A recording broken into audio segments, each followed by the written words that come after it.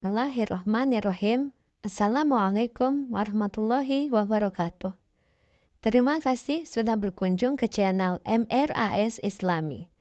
Segala puji kita panjatkan untuk Allah Subhanahu wa Ta'ala, Pencipta seluruh alam, serta salawat dan salam kepada junjungan kita, Nabi Muhammad Sallallahu Alaihi Wasallam. Allahumma salli ala Sayyidina Muhammad wa ala ali Sayyidina Muhammad. Kali ini kita akan membahas tentang pengertian taharah, hukum dan tata caranya.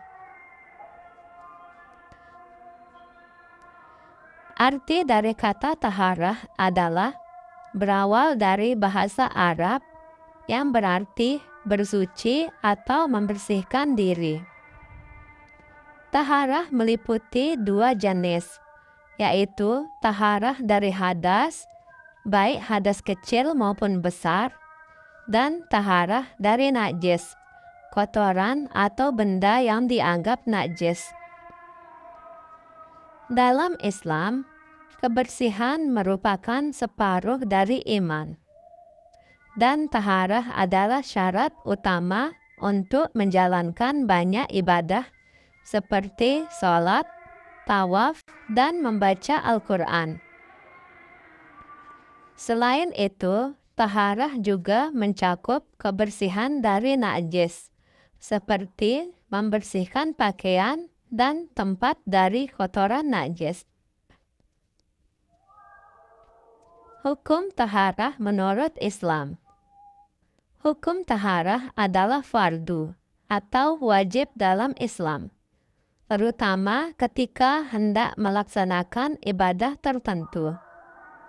Kewajiban ini didasarkan pada perintah Allah Subhanahu wa Ta'ala dalam Al-Quran dan hadis Nabi Muhammad Sallallahu Alaihi Wasallam dalam surat Al-Maidah ayat 6, yang artinya, "Hai orang-orang yang beriman, apabila kamu hendak mengerjakan sholat, maka basuhlah wajahmu dan tanganmu sampai dengan siku, dan sapulah kepalamu dan basuh kakimu sampai dengan kedua mata kaki.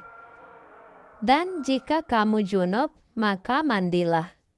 Dan jika kamu sakit atau dalam perjalanan, atau kembali dari tempat buang air, kakus atau menyentuh perempuan, lalu kamu tidak memperoleh air, maka bertayamumlah dengan tanah yang baik, suci. Sapulah mukamu dan tanganmu dengan tanah itu. Allah tidak hendak menyulitkan kamu, tetapi Dia hendak membersihkan kamu dan menyempurnakan nikmat-Nya bagimu, supaya kamu bersyukur." Imam Al-Ghazali dalam kitabnya berjudul Ihya Ulumuddin menjelaskan bahwa taharah adalah bersuci dan memiliki 4 tingkatan yang mencakup aspek fisik hingga spiritual. Berikut adalah penjelasan mengenai keempat tingkatan tersebut. Tingkatan pertama, menyucikan badan dari hadas, kotoran, dan najis. Tingkatan kedua, menyucikan anggota badan dari perbuatan jahat dan dosa. Tingkatan ketiga, menyucikan hati dari sifat tercela dan perilaku keji. Contohnya, seperti hasad atau iri, riya atau pamer, takabur atau sombong, dan cinta dunia. Tingkatan yang keempat, menyucikan sir atau rahasia jiwa dari segala sesuatu selain Allah. Macam-macam taharah. Dalam Islam, taharah atau bersuci terbagi menjadi 2 jenis utama, yaitu taharah hissiyah dan taharah ma'nawiyah. Kedua jenis taharah ini mencakup pembersihan fisik dan spiritual, yang merupakan bagian penting dari kehidupan seorang Muslim. Berikut penjelasannya. Yang pertama, taharah hissiyah. Taharah hissiyah adalah bentuk taharah yang berkaitan dengan kebersihan fisik atau bersuci secara lahiriah. Taharah hissiyah melibatkan penyucian tubuh, pakaian, dan tempat dari hadas dan najis. Beberapa contoh taharah hissiyah meliputi wudu, bersuci dari hadas kecil dengan membasuh bagian-bagian tertentu dari tubuh seperti wajah, tangan, kepala, dan kaki. Mandi wajib, yaitu bersuci dari hadas besar yang dilakukan setelah junub, haid, atau nifas. Tayamum, yaitu alternatif bersuci menggunakan debu suci ketika air tidak tersedia atau tidak dapat digunakan, baik untuk wudu maupun mandi wajib. Terakhir, istinja, membersihkan diri setelah buang air besar atau kecil, menggunakan air atau benda lain yang suci seperti batu. Taharah hissiyah berfokus pada aspek kebersihan yang bisa dilihat dan dirasakan secara fisik. Dengan menjaga taharah ini, seorang Muslim memastikan bahwa ibadah yang dilakukannya seperti sholat sah dan diterima oleh Allah Subhanahu wa Ta'ala. Yang kedua, taharah ma'nawiyah. Taharah ma'nawiyah adalah bentuk taharah yang berkaitan dengan kebersihan batin atau spiritual. Taharah ini lebih menekankan pada aspek spiritual daripada fisik dan mencakup hal-hal berikut, yaitu menyucikan hati dari sifat tercela. Usaha untuk membersihkan hati dari sifat-sifat buruk seperti iri hati, dengki, sombong, riya, dan cinta dunia. Selanjutnya, memperbaiki niat. Menyucikan niat dari hal-hal yang tidak ikhlas adalah bagian dari taharah ma'nawiyah. Terakhir, menghindari maksiat. Menjauhkan diri dari perbuatan dosa dan maksiat.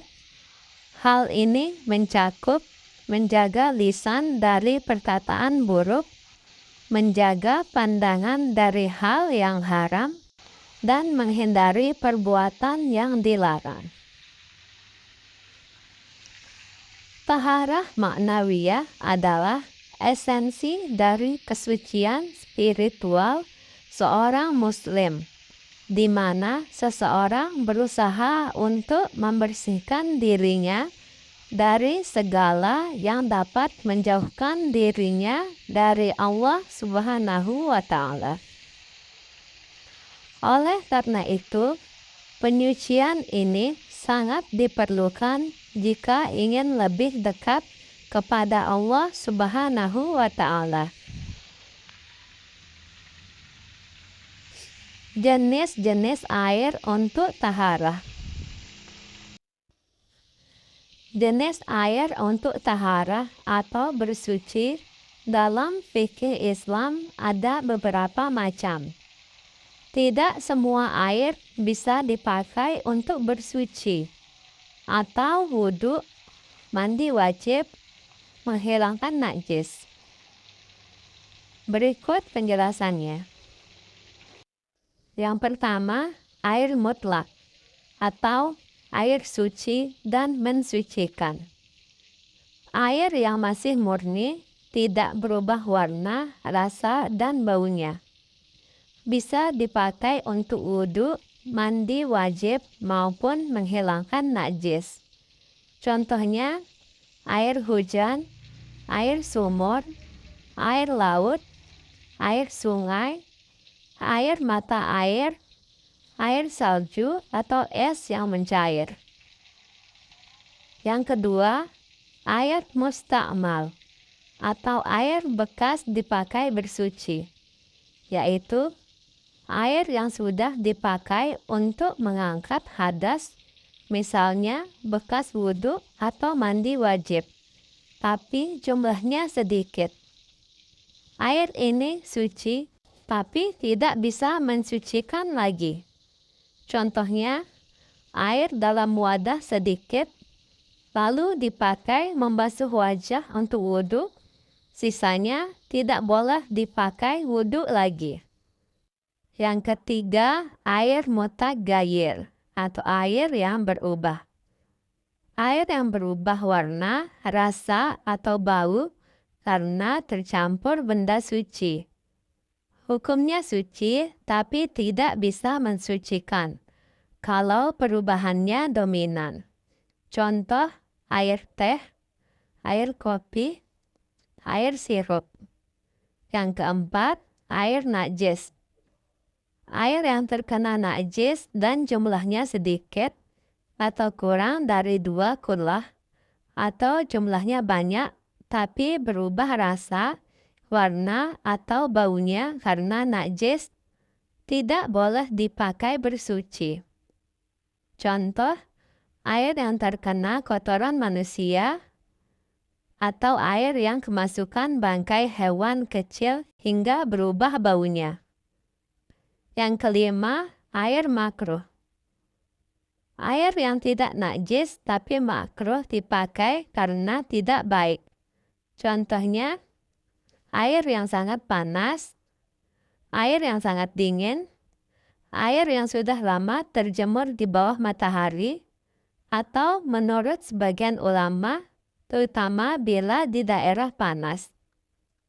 Jadi, air yang sah untuk taharah adalah air mutlak atau air murni. Wallahu a'lam bishawab.